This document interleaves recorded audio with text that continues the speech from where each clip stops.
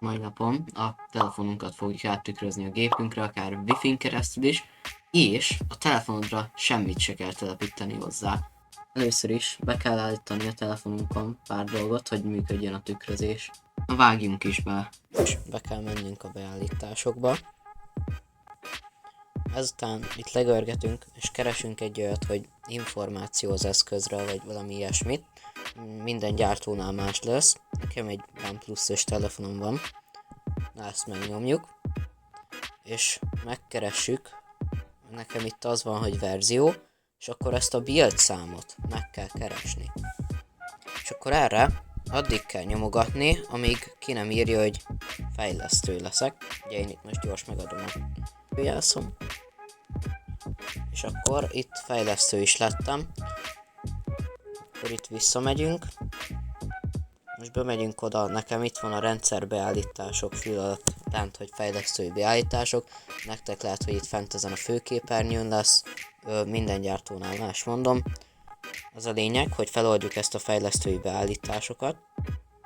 Itt legörgetünk, és itt van egy olyan opció, hogy USB hibakeresés. Na most ezt bekapcsoljuk. Hogy a Wi-Fi-n akarod tükrözni, akkor pedig a vezeték nélkülit is. Én ajánlom pipádba, hogy mindig engedélyezze ezen a hálózaton, és akkor a neteden mindig engedélyezi. És akkor úgy kb. Ennyi a telefonos beállítás. Először is nyissátok meg azt a linket, amit küldtem a leírásban. Itt rányomtok a tags gombra, és itt a legújabbat letöltitek, a legújabb verziót. Legörgetünk a legaljára, és itt az Win64-es zippet letöltjük.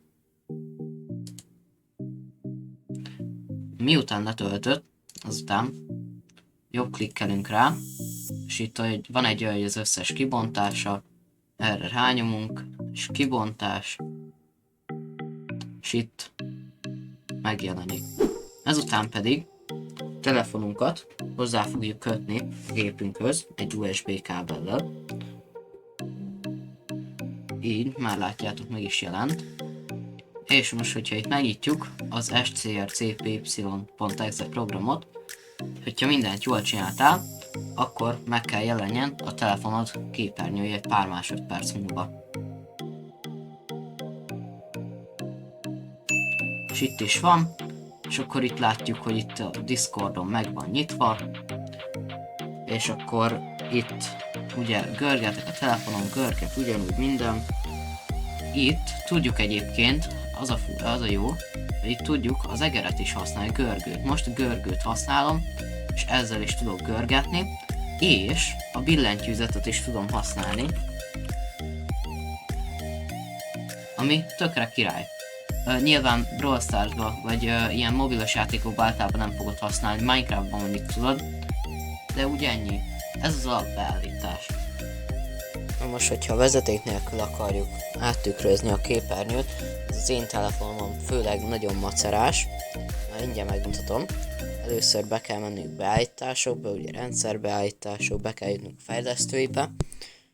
Legörgetünk ott, ahol a vezeték nélkül hibakeresés van. És akkor ugye be kell lennie kapcsolva.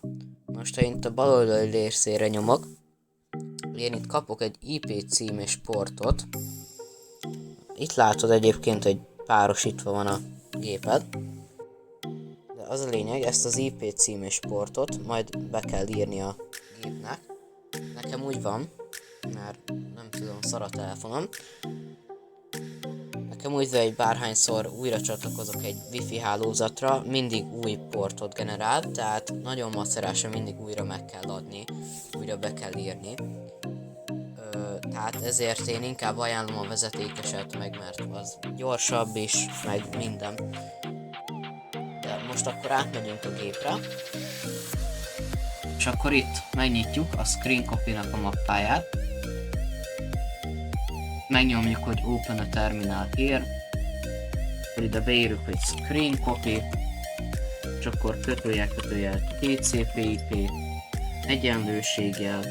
Akkor beírod azt, amit itt találsz a telefonodon. Ez az IP cím és port. Úgy beírtam, megnyomtam egy Entert, és meg is jelent. Itt látható, benn vagyok a beállításokban, és ki is írt, hogy vezeték nélkül hibakeresés kapcsolt. Tehát igen, így működik, csak ugye mondtam, hogy bárhányszor újra csatlakozok a netre, annyiszor kell beírjam, tehát ez nekem egyszerűen nem szimpatikus. Én inkább csak csatlakoztatom a kábelt, és elindítom a szoftvert, és ennyi. Most, hogyha nem elég jó a minősége, ami a telefonról vetít, akkor tudsz egy ilyet, itt van egy ilyen, hogy Open a Terminal Here, ezt megnyomjuk kétszer, és itt megnyit nekünk egy terminált, vagy egy parancsort, és itt pedig beíratjuk azt, hogy SCRCPY, és akkor azután parancsokat hozzáadhatunk, tehát például kötőjel full screen beírom, megnyomok egy Entert, elindul és full screenbe lesz a telefonom kivetítve. Na de itt nem csak ez van, nem ilyen egyszerűek vannak, hanem itt van több opció. Tehát majd itt a dokumentációhoz is adok egy linket. Itt például ez csak a videóhoz tartozó parancsok, amit átvisz. És a hang ebben még benne sincs. Meg akár lehet, mindenféle cuccot lehet ezzel a programmal csinálni. Tehát ami legjobban befolyásolni fogja a minőséged, ez az a videó bitrate, ugye a bitrátája. Ez alapból 8 megabit per szekund, tehát hogyha esetleg valamiért kaki a minőség, akkor ezt esetleg felvihetett 12-re, Wi-Fi-n nem ajánlanám, mert ott nagyon elkezdhet szakadozni. Viszont hogyha kábelen vagy, akkor nyugodtan beírhatod ide, hogy SCRCPY, kötőjel, videó bitrate egyenlő, és akkor mondjuk beírom, hogy 15M, és akkor elindítja magasabb minőségben, ugye most itt a lock screen-en van. Na, és ezt tudod kombinálni többféle opcióval, tehát például beírhatom, hogy kötőjel full screen, és akkor mind a kettő parancsot is ugyanúgy teljesíti.